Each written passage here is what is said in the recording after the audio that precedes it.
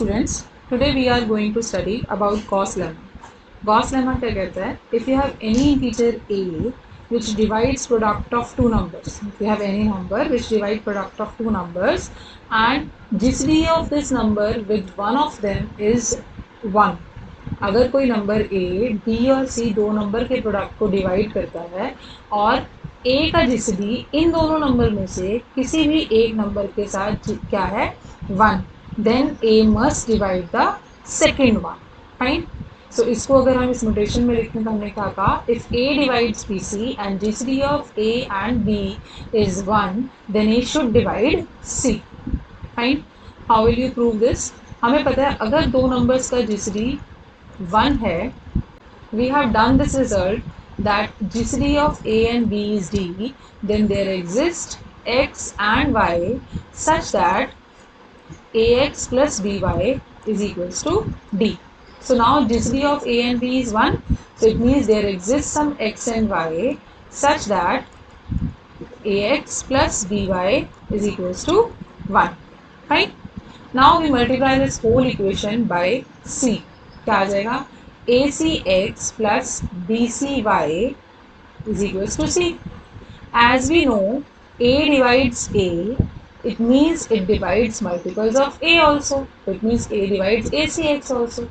And it is given to you that a divides bc, it means a divides multiples of bc also. Now a divides these two numbers, this implies a divides acx plus BCY. अगर a दो numbers के product को divide कर रहा है, दो numbers को divide कर रहा है तो उनके सम को भी क्या करेगा? Divide. And what is the sum of these two numbers? That is equals to C. From where? From here. AX plus BCY is equals to C. तो हमने क्या प्रूव कर दिया? A divides C and this is your Gauss lemma. Basically result क्या है? अगर कोई भी एक नंबर दो नंबर्स के प्रोडक्ट को डिवाइड करता है और दोनों में किसी की भी एक के साथ अगर उस नंबर का GCD 1 है, this implies that A divides the other number. Fine. Now next result is if A divides C and B divides C, means now two different numbers are dividing the same number and GCD of these two numbers is 1, then their product also divides this number. Fine. How will you prove this? To prove this, first what is given to you? A divides C. It means C can be written as some A into Q1, or you can say C is a multiple of A, है ना? And B divides C means C can be written as B into some Q2. Fine. Now we have given that GCD of A and B is 1. It means there exists some x and y such that AX plus BY is equals to 1. क्योंकि GCD किसके equal है? 1 के equal. ठीक है. हमें prove करना है a into B जो है that divides c. Now first we multiply this whole equation by c. What will you get? acx plus bcy is equal to c. अगर हम पूरी टर्म को किससे मल्टीप्लाई कर देते हैं? c से. अब मुझे शो करना है ab डिवाइड्स c. अगर मैं इस पूरी टर्म को ab का मल्टीपल शो कर दूँ तो ऑटोमेटिकली वो c को क्या करेगा? Divide. So to prove AB divides C, we have to make this term as a multiple of AB. अब ये मल्टीपल AB बनने के लिए AB इसमें से पूरी में से कॉमन निकलनी चाहिए. तो उसके लिए हम क्या करेंगे? We have two values of C. C की हमारे पास दो वैल्यूज हैं, एक ये और एक A टाइम्स Q1. A के साथ हम C की कौन सी वैल्यू पुट करेंगे? B वाली. ठीक है. और B वाले के साथ जो C है यहाँ पर कौन सी वैल्यू पुट करोगे? A Q1. फाइन. नाउ अब पूरी टर्म्स में हमारे पास a इंटू बी कॉमन निकल जाएगा. बचा क्या? q2x plus q1y is equal to c. This means ab into something is equals to c, means ab divides c and this you have to prove. अगर दो numbers एक ही number को divide करते हैं और उन दो नंबर्स का GCD 1 है, देन उन दो नंबर्स का जो प्रोडक्ट होगा वो भी सेम नंबर को क्या करेगा? Divide. Fine. Now next result is If p is a prime number and a is any integer, then p either divides a or GCD of p and a is equals to 1. क्या proof करना है हमें कि अगर p कोई prime number है और a कोई भी इंटीजर है, देन आइदर उन दोनों का GCD क्या होगा 1 और p divides a. How will you prove this? हम मान लेते हैं p और a का जो GCD है वो d है, वे d is any up, fine. Then d GCD है, इसका मतलब कॉमन डिवाइजर. कॉमन डिवाइजर है, it means d divides p and d also divides a. Now p is a prime number. Prime number के कौन से divisor होते हैं? या तो 1, एक पॉसिबिलिटी क्या है डिवाइजर ऑफ प्राइम नंबर के लिए? d should be equal to 1. And second possibility क्या है? d is equals to p, because prime number के सिर्फ दो ही डिवाइस होते हैं. कौन कौन से? या तो 1 या वो खुद. अगर d 1 है तो इसका मतलब क्या हुआ कि GCD of a and p is equals to 1. Fine. And if d is equals to p, so from here what you get? p divides a. Why? Because d divides a और यहाँ से क्या आ गया? d divides a. Fine. It means हमारे पास दो possibilities क्या हुई? Either prime number का GCD किसी भी इंटीजर के साथ 1 होगा या वो प्राइम नंबर उस इंटीजर को डिवाइड करेगा. Fine. So remember this result. We will use this result, okay, in our next results to prove our next results. Next is, if p is a prime number and p divides ab.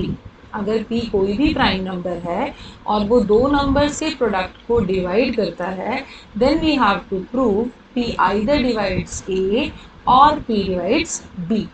अभी हमने किया कि अगर कोई भी prime number है वो या तो किसी नंबर को इंटीजर को डिवाइड करेगा या क्या पॉसिबिलिटी है कि उसका GCD उस दूसरे नंबर उस नंबर के साथ क्या होगा 1. आइदर p डिवाइड्स a और GCD of p and a is equals to 1. So in these two cases we have to prove this result. ठीक है. पहला केस क्या है कि if p डिवाइड्स a, हमें प्रूफ क्या करना था कि अगर p दो नंबर्स के प्रोडक्ट को डिवाइड करता है then it must divide one of them. और इस केस से ये ऑटोमेटिकली क्लियर हो रहा है कि p डिवाइड्स a. तो हमें कुछ भी प्रूफ करने की जरूरत नहीं है क्योंकि p इन दोनों में से एक नंबर को क्या कर रहा है?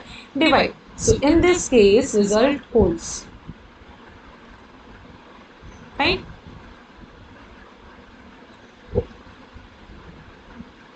Now we consider this case. When GCD of p and a is 1, it means there exists some integer x and y such that px plus ay is equal to 1. Clear? Now multiply this whole equation by b. So what will you get? b से multiply कर दिया तो ये आ गया हमारे पास. Now p divides itself, है ना? p अपने आप को डिवाइड करता है, इसका मतलब p divides multiples of itself also. Fine. Now और p divides ab, it means p also divides multiples of ab and multiple of ab यहाँ पे क्या है? aby. Now p इन दोनों नंबर्स को डिवाइड कर रहा है, so it means p divides sum of these two. And what is sum of these two? अगर मैं इनका सम देखूं तो वो क्या है? b. It means p divides d. So in this case जब p a को डिवाइड नहीं कर रहा, या तो p a को डिवाइड कर रहा था या उन दोनों का GCD क्या है? 1. यानी कि इस केस में जो p है वो a को डिवाइड नहीं कर रहा था. तो हमने क्या प्रूफ कर दिया कि p divides b. So hence result holds. either prime number अगर किसी दो नंबर के प्रोडक्ट को डिवाइड करता है तो वो उन दोनों में से कम एक नंबर को क्या करेगा? Divide. Clear? So just remember the result in the way, मतलब वर्डिंग में भी याद रखो, सिर्फ इस तरह से याद नहीं रखना, वो अंडरस्टैंडिंग कम होगी आप. ठीक है. Now next result is if p is prime and divide the product of a1 a2 up to an, then p must divide at least one of them. This is generalization of our previous result. ये result क्या कह रहा है? पहले तो हमने पिछले result में क्या कहा था? अगर प्राइम नंबर किसी दो नंबर के प्रोडक्ट को डिवाइड करता है तो उन दोनों में से एक को क्या करना चाहिए? डिवाइड.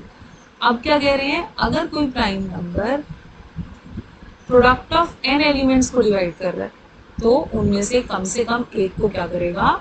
डिवाइड. कैसे प्रूव करोगे? पिछले रिजल्ट को यूज करके. If I take this whole as b, then what you have? This implies p divides a1 into b. Now from previous result, either p divides a1, either p divides a1 और p divides b. अगर p a1 को divide कर गया तो हमारा result हो गया. अगर p b को डिवाइड कर रहा है तो implies p divides a2 a3 up to an. Now again apply the result by taking this as c. तो हमारे पास क्या आया? p divides a2 into c. Now again it is product of two numbers, either p divides a2 or it divides c.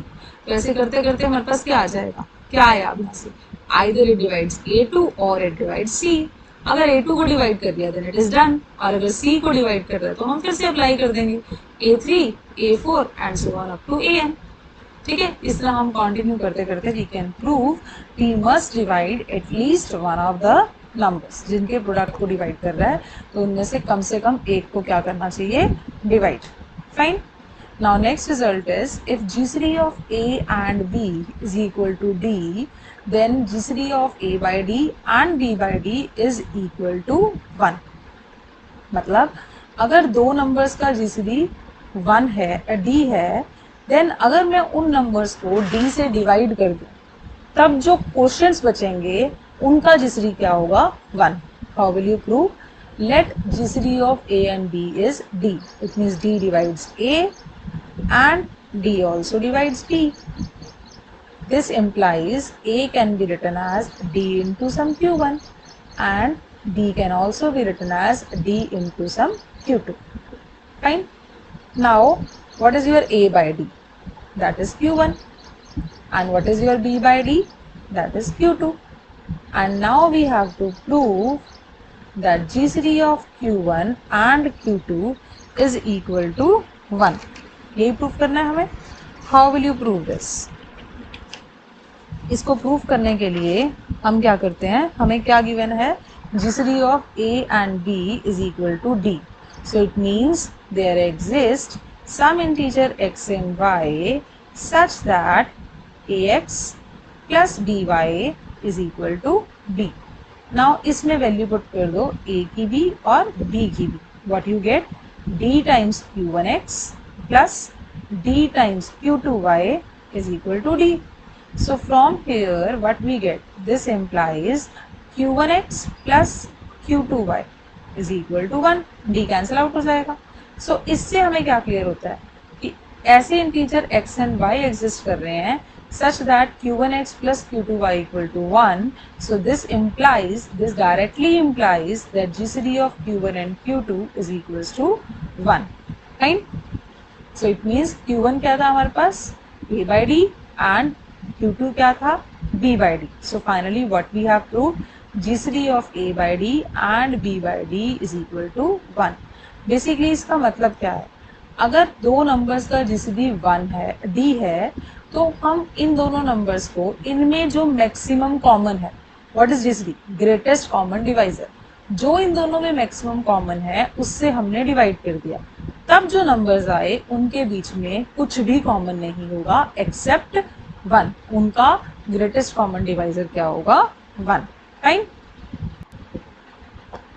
Now the next result is prove that there are no pair of integers x and y which satisfy these two equations simultaneously. क्या equations हैं? Sum of x and y is equals to 100 and GCD of x and y is equals to 7. दोनों equations किसी भी x और y के लिए hold नहीं करेंगी simultaneously. मान लेते हैं x ये equations hold करती हैं. तो GCD of x and y क्या है? 7. It means 7 divides x and 7 also divides y. अब 7 x को भी डिवाइड कर रहा है, y को भी डिवाइड कर रहा है, तो इनके सम को भी डिवाइड करेगा. And what is sum of x and y? That is 100. It means 7 should divide 100. But 700 को डिवाइड नहीं करता. It's a contradiction. इसका मतलब both the statements simultaneously cannot hold. So ऐसा कोई भी x और y एग्जिस्ट नहीं करेगा जो इन दोनों इक्वेशंस को साइमल्टेनियसली होल्ड करे. Fine. Now next result is prove that every two consecutive integers are co-prime. First of all हमें क्या प्रूव करना है, अगर हम दो कोई भी consecutive integers ले लेते हैं, let's take n and n plus 1, we have to prove that their GCD is equal to 1. This we have to prove. But we consider that GCD of n and n plus 1 is equal to d. It means d divides n and d also divides n plus 1. Greatest common divisor क्या होता है? Which is a common divisor first, जो दोनों को divide करेगा. अगर दोनों को divide कर रहा है तो दोनों के difference को भी divide करेगा. And what is the difference of the two? That is 1. It means d divides 1. अगर d 1 को divide कर रहा है तो d की possibilities क्या है? Either 1 or minus 1. But d is what? It is a greatest common divisor. तो ये 1 और -1 दोनों कॉमन डिवाइजर्स आए, बट इनमें से ग्रेटेस्ट कौन सा है? That is 1 is the greatest common divisor among these two. So d must be equal to 1. It means GCD of n and n plus 1 is equal to 1. और you can say कोई भी दो consecutive integers लें, they are always co-prime. Co-prime का मतलब वो numbers जिनका GCD क्या होता है 1. और you can say relatively prime, है ना? ये notations आपको पता होनी चाहिए, हम इनमें से कोई भी word use कर सकते हैं. Clear? Now next result is if a, m and n are non-zero integers, then GCD of a with mn is equal to 1 if and only if GCD of am is 1, a and m का GCD 1 हो और a का GCD n के साथ भी क्या हो 1. अगर किसी नंबर का GCD दो नंबर्स के प्रोडक्ट के साथ 1 है, then it implies इस नंबर का GCD उन दोनों नंबर्स के साथ क्या होगा 1. एंड अगर किसी नंबर का GCD दो नंबर्स के साथ 1 है तो उनके प्रोडक्ट के साथ भी क्या होगा 1. This you have to prove. First we consider GCD of mn with a is equal to 1. It means there exists some x and y such that a times x plus mn times y is equal to 1. Fine. Now I can write it like this: ax plus m times ny is equal to 1. इसका मतलब there exists x and ny such that a times x plus m times ny equal to 1. It means इससे उल्टा भी हम कर सकते हैं कि a और m का GCD क्या हो गया 1. सिमिलरली अगर मैं इसी टर्म को इस टाइप से लिखूँ ax plus n times my, इसका मतलब a और n के कॉरस्पॉन्डिंग x और my एग्जिस्ट कर रहे हैं such that ax plus mny is equals to 1. इसका मतलब क्या हुआ? This implies that GCD of a with n is equals to 1. It means अगर a का GCD दो नंबर के प्रोडक्ट के साथ 1 है तो उन दोनों के साथ भी क्या होगा 1. नाउ कन्वर्सली कन्वर्स कैसे प्रूव करेंगे? अगर a का GCD m के साथ 1 है तो there exist some x1 and y1 such that ax1 plus my1 is equal to 1. Find GCD of a with n is 1, so there exists some x2 and y2 such that a times x2 plus n times y2 is equal to 1. ठीक है. Now I substitute the value of a times x2 as it is plus n times y2 into 1. I can write it like this. Now substitute the value of above 1 here plus n y2. Value क्या है? ax1 plus m times y1 equal to 1. So what we get? From here we get ax2. इन दोनों terms में से इसको इससे multiply करेंगे और ये x2, इसमें से हम x2 कॉमन ले सकते हैं, बचा क्या a कॉमन ले सकते हैं, बचा क्या x2 plus n x1 y2 plus क्या बचा m times mn times y1 y2 is equal to 1. So what it implies? This says that GCD of a with mn equal to 1 because इनके corresponding हमारे पास integers ऐसी मिल गई such that इनका जो linear combination है वो किसके इक्वल आया, 1 के इक्वल। तो इन दोनों नंबर्स का जो जीसीडी है वो कितना होगा, 1, and this you have to prove. Now the next result is if A divides B and C divides D और B और D का GCD 1 है, then prove that GCD of A with C is also equal to 1. Now how will you prove this? A divides B means there exists some Q such that B can be written as A into some Q, and C divides D means there exists some Q1 such that D can be written as C into some Q1. Now, given that GCD of B with D equal to 1 means there exists some M and N such that B times M plus D times N equal to 1. Now substitute the value of B and D there. Qm plus C times Q1 N equal to 1. So now what this implies? A times Qm plus C times Q1n equal to 1. It means in दोनों numbers के according there exists some integers such that their linear combination equal to 1 means GCD of A with C is also equal to 1. अब इसको और understand करने के लिए एक चीज़ और देखते हैं। मान लेते हैं ए और सी का जीसीडी कुछ डी है, ठीक है। तो जो डी है वो ए को भी डिवाइड करता है और डी जो है वो सी को भी डिवाइड करता है। तो डी जो है वो ए को डिवाइड करता है तो इसको भी डिवाइड करेगा, डी सी को डिवाइड करता है तो सी के मल्टीपल को भी डिवाइड करेगा, दोनों को डिवाइड करता है तो उनके सम को भी डिवाइड करेगा। नाउ सम क्या होगा इसका, A Q M plus C times Q one M. So this implies D divides sum किसके इक्वल है, अगर हम यहाँ से देखें तो ये सम किसके इक्वल है, 1 के इक्वल।